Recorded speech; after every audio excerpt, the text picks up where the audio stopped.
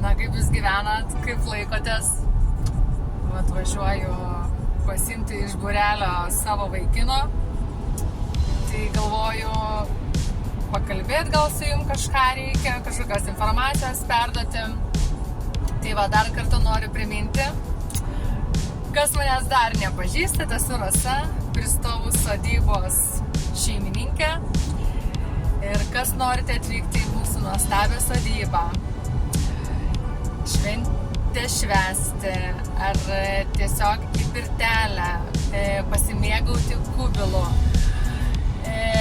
vaikų gimtadieniai, stovyklos, mergvakariai, bernvakariai, mokyklų šimtadieniai, kad yra vaikų gimtadieniai, jeigu vasaros laiku galima pas mus atvažiuoti su batutu ir turėti puikiausią šventę, kažką laukia prasikepti, yra didelė pavėsinė, yra namelis nemažas tokioms paprastesniems šventėms, o kas jau nori gimtadienių, vestuvių, krikštynų, giminių susitikimų, draugų susitikimų, labai mielai kviečiam į savo didžiąją švenčių salę.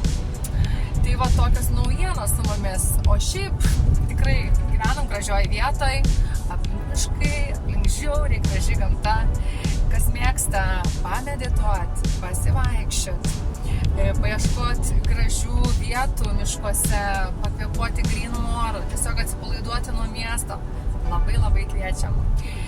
Tad skambinkite, rašykit tiesiai man į Rasą Kundrotienę Gaučiūtę profilį, nes mūsų dar Pristovų sodybos puslapis realiai neveikia, tai turbūt ir neatsigaus, nežinau, pranešim dėl to visas kitas naujienas.